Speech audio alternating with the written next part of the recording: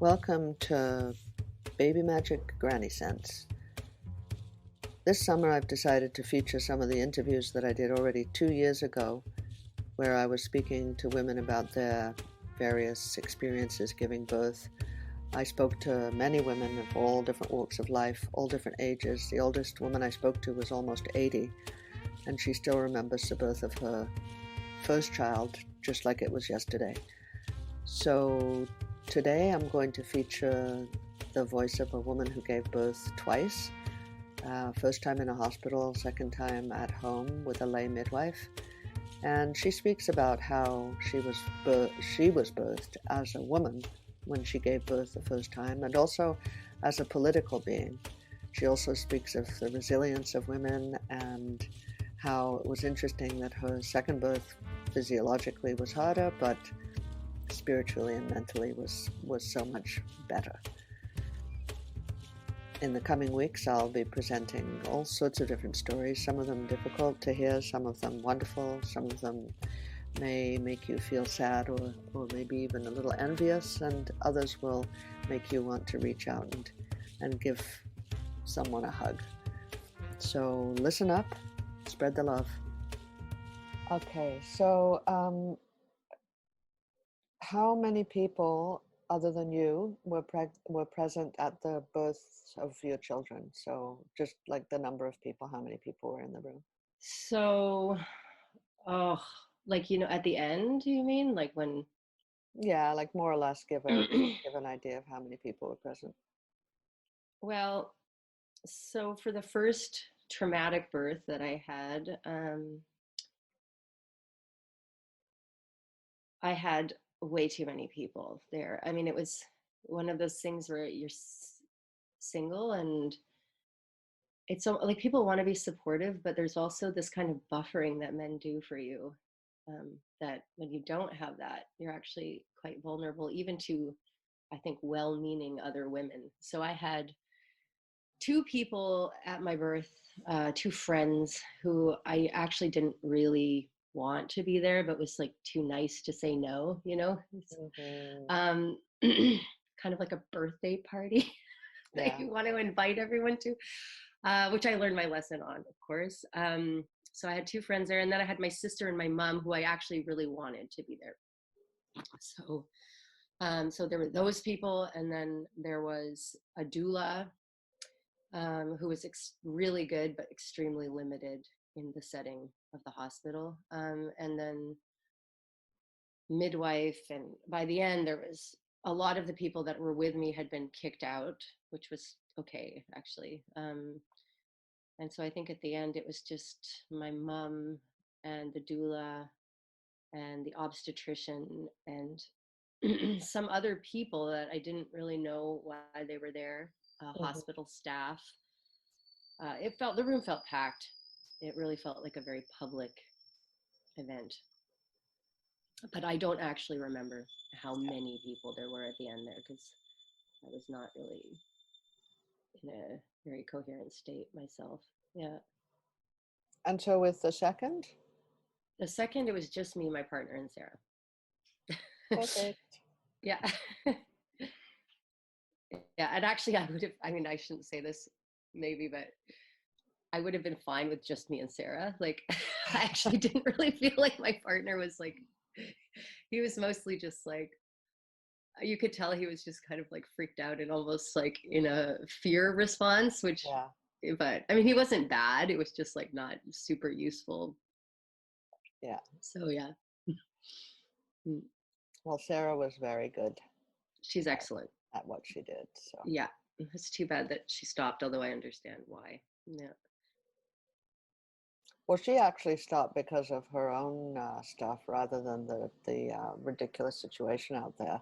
No, I know she has some health stuff that, Yeah, yeah, but yeah, no. It's sad that everyone else has stopped because of the politics. Okay, I actually haven't been keeping up with it. Someone was prosecuted. One of the midwives was prosecuted really, really viciously in 2018. So now no one's working. Hence the rise Okay. of free births. Yeah, so now women are even more alone Yeah. because they can't even get help. Yeah. That's awful. Yeah. I feel like there's a general attack on women right now. Oh, there is, absolutely. Yeah. Yeah. So, okay, so what would you say made your birth traumatic? Um, well, I felt it was, there's so many layers to this. And I actually didn't spend a lot of time reflecting beforehand because I don't know. Anyway, it's actually kind of hard for me to go there. Yeah. But So I just want to say, to mhm, preface, yeah, if you, I don't actually need, um, the soul searching kind of story. If you don't want to give it, what I'd love, if you could just I can give concrete details. conceptually, yeah. Yeah, I can give really concrete, like, things that I remember as being. Um, I remember signing a document that when I went in, that basically was like giving away my rights. I realized later. And at the time, I was like a little bit weirded out because I'd never actually had to sign a document in a hospital before, like consent to treatment. And there were things on the document, like I understand that procedures will be, basically I kind of was like signing away my right to consent. It was like kind of like a blanket consent that I was Yeah. signing. And that like later I played back because I was like, because I had a little bit of like, weird feeling at the time, but it was later that I really thought about that document and how how much how later it made me feel so disempowered to have signed it. And I think the powerlessness is really like a huge thing.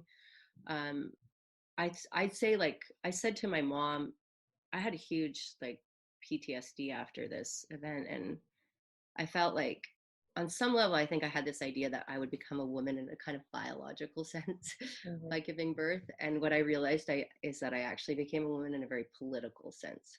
That this is like one of the first times that I consider it a sexual assault. So one thing was I had early membrane rupture, which was like a very light membrane rupture. It was almost imperceptible.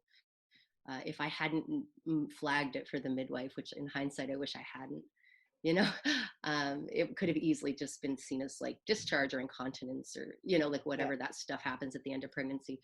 But they did test it and they're like, oh, okay, it is like amniotic fluid. And so then that put me on the timer Yeah. because I tested positive for strep B. So I went into labor. Um, kind of naturally at home, but then I had to go to the hospital to get these IV antibiotics all the time. And then once I was in the hospital, then I couldn't really get out. And then eventually I had the induction, the whole cascade that everyone's familiar with, um, the induction. And then, but the thing that really struck me about that was I didn't have an epidural. I didn't want an epidural. And I was on that machine, that they hook you up to that monitors the baby. And there were these two young women, and I was only 29, but no, maybe I was 30 by then. Anyway, but they were younger than me significantly, like in their early 20s. And they were talking about their weekend, just over the monitor. And I was in like agonizing pain. And then every time I tried to move or like adjust myself, one of them would look at me and say, "Oh, baby doesn't like that."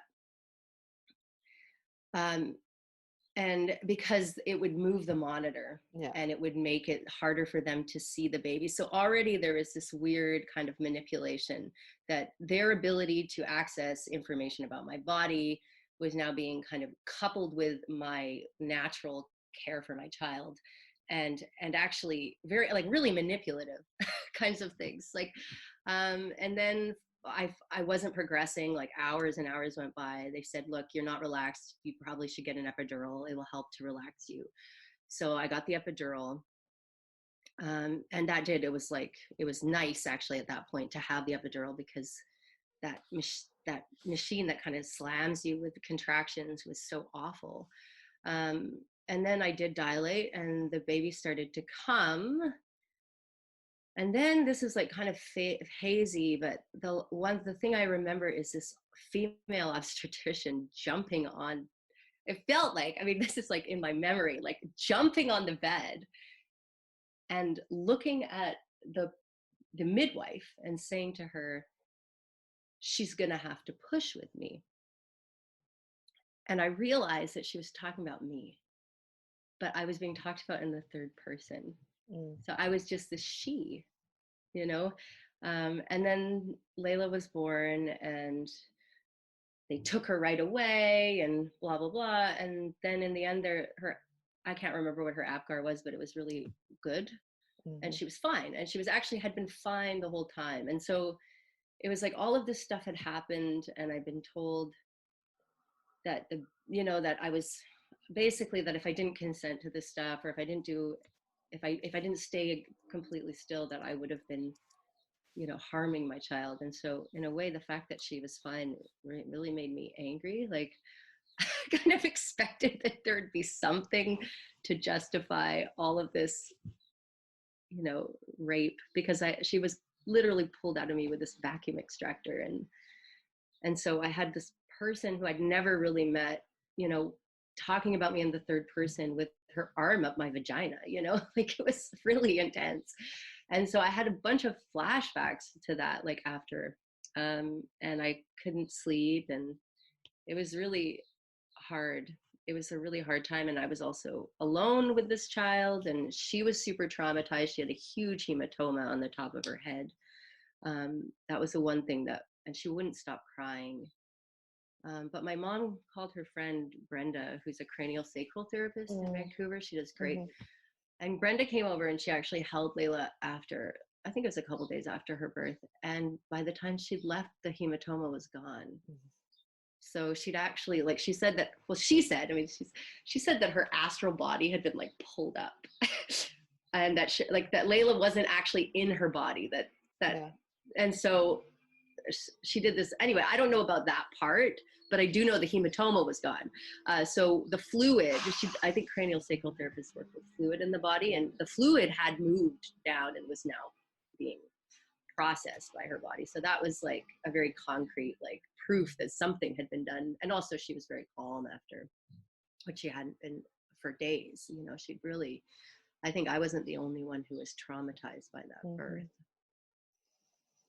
Anyway, in the end, I expressed my disappointment, with what had happened, and the feeling of being completely dehumanized. And I was dismissed. I was told I had a good outcome. Yeah. And that was really hurtful, because it was like, well, a good outcome for who? And like, I'm not okay. But I can't even tell you that, because I know that if I do, I'll be pathologized. So then there was also an unwillingness to admit that I was having a hard time, bonding. Luckily the breastfeeding was really easy for me, and that helped a lot, because it's a lot easier bonding with the child, I think, when you breastfeed.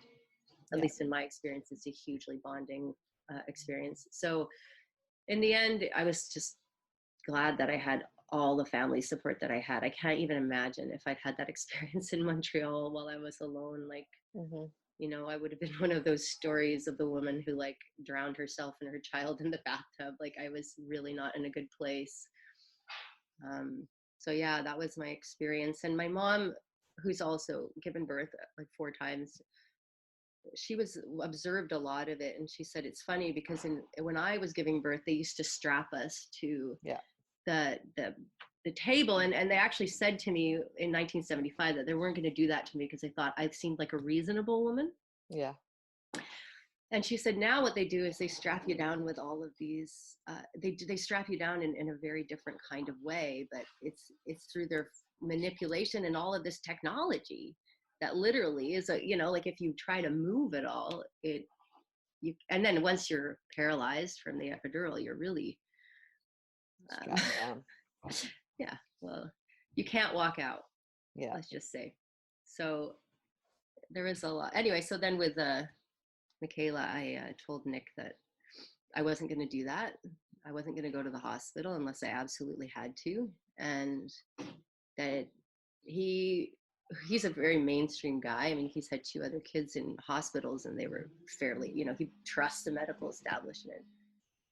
But I drew a really hard line on that. I just said, no, I'm not going to do it. Mm-hmm. And if you try to make me do that, then I will go to a hotel somewhere and I will give birth in that hotel, because I'm not going to give birth in a hospital again. So he didn't fight me very hard on that.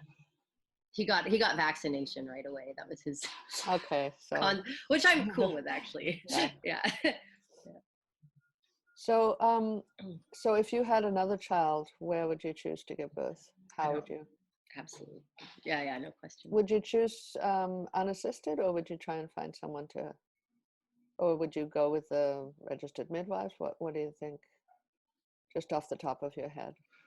What I would actually I would not choose to have a free birth. Sarah actually saved my life. I hemorrhaged after giving birth to Mimi. And if she hadn't been there, there's a good chance I would have died, because she had the Pitocin and she had the knowledge. And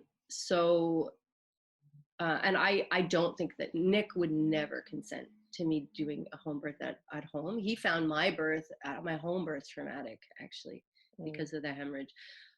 Not like PTSD trauma, but scary. Yeah.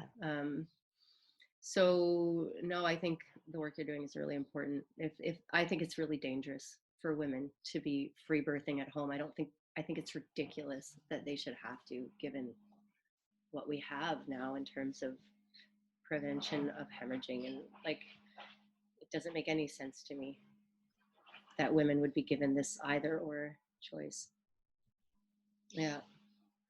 But funnily enough, even though Mimi's birth was much more physically like a bad outcome, the physical like trauma of the birth I got over within a couple of days. Yeah. Like I just had no psychological trauma from that birth, even though technically I almost died. But it didn't feel violating, or and it was it was a long birth, like long labor. It was 36 hours of labor. Like, it was, Sarah really earned her money. Yeah. So what would you say, if you could just, in a few words, say what is the most important thing that distinguishes a traumatic birth from a birth where you do not experience it as trauma? Well, I think there's a difference between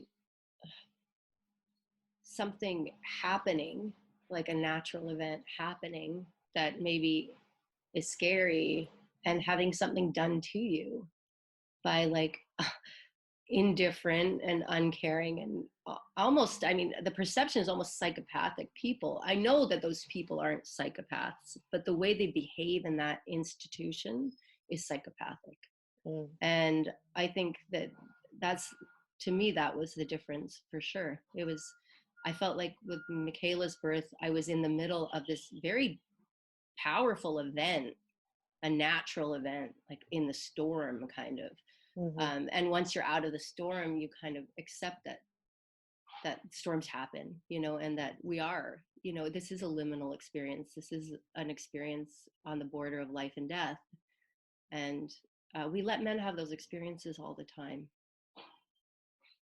And I think it's crazy that we don't let women have those experiences too, especially ones that are kind of, I think, our birthright. So that would be the main difference for me, is feeling like it's something that nature has done, and feeling like it's something that people are doing to you out of their own fear. I mean, that's how I got out of the PTSD, I think, was trying to learn to have compassion for the people in that situation who are also so driven by fear, their own fear of this liminal event, or whatever you want to call it. Ironically, one of the women I was the most angry at, and this is very sad actually, she died a year after Layla was born. Her and her 6-month-old baby died in a float plane crash. Oh, I know her. Yeah. the doctor, the family Mm-hmm. physician. Mm-hmm. So it was interesting too, because it's like how we assess risk, you Yeah, know, exactly. like, is taking a float plane statistically risky? Yeah, it is actually one of the more statistically risky forms of flight. Yeah, But it's okay to do that, and it's not okay to do something else that's statistically slightly more risky. Uh, less risky actually. well, Giving birth. yeah. No, no, I mean like a birth in a hospital versus a Oh, birth at home. Like, yeah, I yeah, mean, I guess you could argue that the hospital birth is less, the you're less likely to die, maybe. mm, But I don't even think that I never felt like Sarah was out of control. She was just it was very serious. And I yeah, never had to go to the hospital or get a blood transfusion or anything like that. It was, I didn't lose so much blood that I would have had to be hospitalized. But it was just like, if I'd been left like that for hours, yeah, I would have died. yeah. Like, so yeah, I think women should be able to have more choice in birth. Don't they in other provinces? This is an international thing. Okay. Women are not um, women are not treated well in birth, and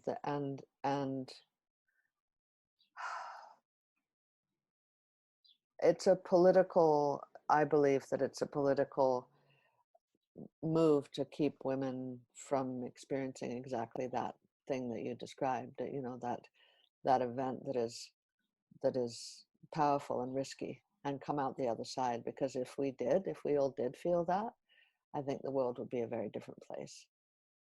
Yeah, I think So I've seen this kind of birth happen in Canada, the US, Indonesia, all through Europe, Greece. The C-section rate amongst the refugees in Greece was stunning. It was 85%. So I'm sorry if I burst your bubble that there's somewhere in the world where that is no, different, it's but fine. I want to live in the truth. Yeah. Um, so if someone came to you, a young woman who was pregnant and really doesn't know anything and wanted to find out from you what her choices were, what would you suggest to her? yeah, I've had it. I mean, obviously, I'm a big advocate for home birth, but I'm a bigger advocate for choice. And I think women, honestly, like after this, I said there's two ways I would go with this experience again, either a home birth or a scheduled C-section. Like, give me a time, I want it to be completely medicalized. If I have to have, I don't want to do any of this in between shit.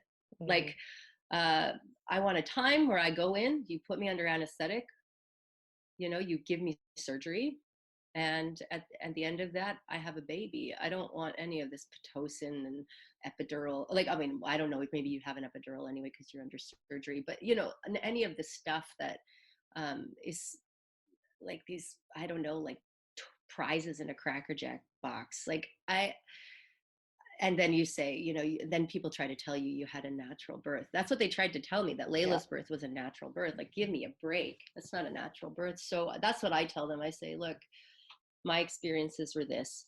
And one thing I would say is, your biggest enemy is fear. So I think for different women, it's going to be different. I think some women are very comfortable in hospitals. They don't want to be, they don't want that risk experience, right? Why Mhm. should they have to have it? Yeah. So and they might actually be able to labor very well in a hospital setting because they feel safe there. I know that wasn't true for me. My labor stopped the minute I got to the hospital. So I think that, yeah, we're animals and we have to go where we're comfortable. So I would say make that decision very personally. Um, but I would definitely recommend the unregistered midwife. I think I never had any doubt of Sarah's competency. And she proved herself. Like, we had an emergency situation and she completely handled the situation. And even my partner, Nick, who's very mainstream, was really impressed with her. He was like, I'm so glad we had her there. I'm so glad we paid for that. Yeah.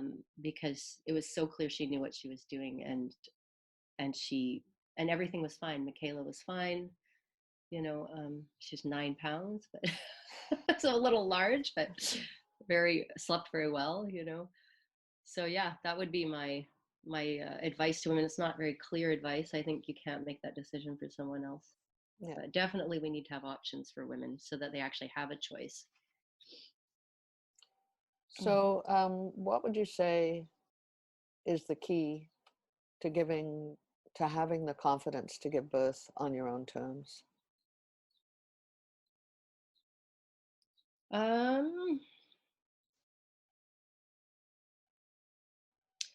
I think we have to unlearn a certain part of our socialization, which is caring too much about how other people feel. Yeah, you said something really telling in the beginning, too nice to say no. Yeah. Yeah. And I think that traumatic experience really helped me unlearn that. Like was very clear on my boundaries.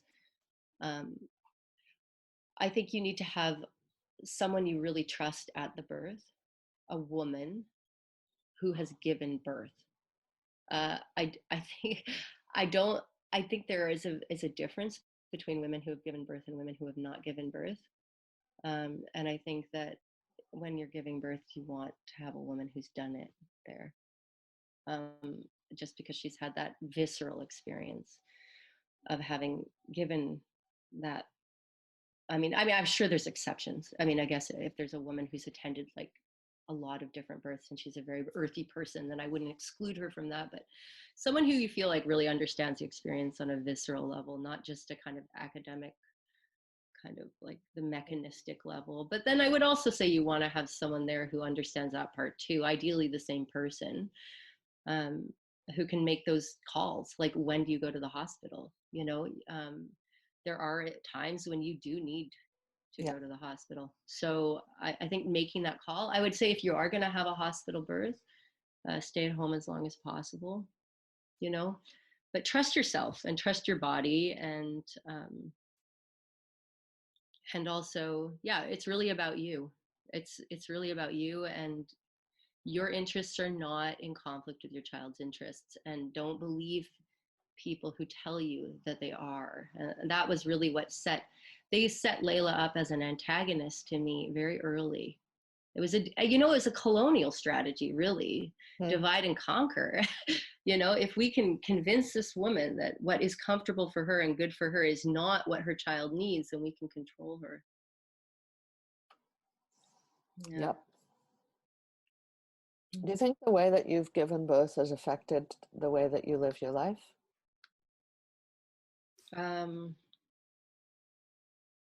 Yeah, it's changed my feminism.